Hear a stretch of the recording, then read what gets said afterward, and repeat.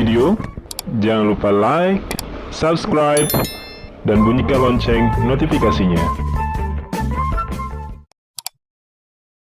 Di video kali ini kami akan membahas lanjutan dari pembahasan kurikulum 2022, di mana di kurikulum ini tidak berlaku lagi peminatan atau penjurusan. Tidak ada lagi anak IPA atau IPS, Bapak Ibu. Seperti apa sih detailnya? Baik, kita akan buka slide dari Kemdikbud langsung, Bapak Ibu. Jadi rujukan informasi yang akan kita bahas pada video kali ini yaitu slide dari Kemdikbud, kebijakan kurikulum untuk membantu pemulihan pembelajaran, yang dipublikasi 20 November 2021 oleh Badan Standar Kurikulum dan Asesmen Pendidikan Kemdikbud, Bapak Ibu. Jadi informasi ini resmi dari sumbernya dari Kemdikbud. Nah, karakteristik kurikulum di jenjang SMA, Bapak Ibu, yang pertama adalah perlu dipahami. Jadi IPA IPS ya, penjurusan itu kan adanya di SMA, Bapak Ibu. Jadi untuk jenjang SMA di kurikulum 2022 itu program peminatan itu tidak diberlakukan. Di sini dijelaskan, Bapak Ibu, yang kami tandai ya. Program peminatan atau penjurusan tidak diberlakukan. Kami zoom ya supaya jelas, Bapak Ibu. Ya, kita fokus ke jenjang SMA dulu. Ya.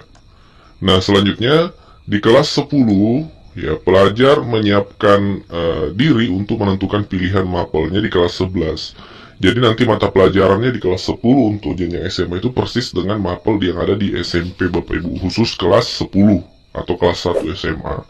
Nah, nanti di kelas 11-12 itu baru nanti peserta didik itu akan mengikuti mata pelajaran, ada kelompok mapel wajib, ya ada yang wajib, dan juga peserta didik bisa memilih mapel dari kelompok baik IPA, IPS, ataupun bahasa. Jadi selama ini kan kalau anak IPA maka mapel MIPA, IPS ya IPS ya. Nah, untuk 2022 ini bisa memilih sesuai dengan jenjang karir yang ingin peserta didik inginkan, nanti bisa gabung IPA dan IPS. Kita lebih lanjut lagi slide berikutnya, Bapak Ibu, di sini lebih detail. Nah, di sini disimulasikan, Bapak Ibu, ada ilustrasinya. Contoh ilustrasi untuk pemilihan mapel SMA kelas 11-12. Jadi nanti sesuai minat, bakat, dan aspirasi pelajar. Tidak ada program peminatan di SMA. Nah, ini adalah ilustrasi dua contoh peserta didik antara Ani dan Wayan. Ani ini dia ingin kuliah kedokteran, sementara Wayan ini cita-citanya ingin kuliah bisnis atau teknik sipil, seperti itu. Nah, jadi akan ada mapel wajib di mana Ani dan Wayan wajib mengikuti mata pelajaran tersebut. Ada pula mata pelajaran yang bisa dipilih baik si Ani maupun si Wayan ini. Di sini diilustrasikan, karena Ani ingin kuliah kedokteran, maka tetap wajib mengikuti mapel pendidikan agama, ya, di kelas 11 ya, kelas 11-12, kalau kelas 10 tadi sama dengan mapel SMP.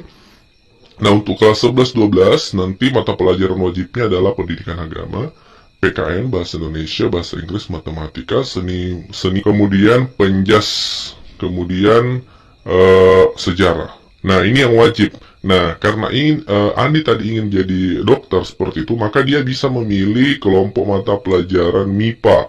Nah, diantaranya biologi dan kimia. Bisa juga memilih mata pelajaran IPS, ya, khususnya di sosiologi, karena terkait bagaimana mempelajari kehidupan sosial. Ya, dokter itu perlu hal seperti ini. Jadi dia juga memilih mata pelajaran IPS, yaitu sosiologi. Dan juga bisa memilih kelompok mata pelajaran bahasa dan budaya, ya, jurusan bahasa biasanya, yaitu bahasa Inggris tingkat lanjut, seperti itu. Karena dokter tentu bahasa Inggrisnya ini perlu, seperti itu. Nah, jadi Ani yang tadinya ingin jadi dokter, maka dia akan menggabungkan mapel MIPA, biologi kimia, kemudian IPS ya, sosiologi, tapi tidak semua IPS diambil, hanya sosiologi saja, dan juga mapel dari jurusan bahasa yang dulunya anak bahasa, yaitu bahasa Inggris. Nah, secara tidak langsung maka Ani ini tidak lagi istilahnya anak IPA atau anak IPS, karena semua baik mapel IPA dan IPS dia sudah pelajari di kelas 11 dan 12. Begitupun Wayan misalnya.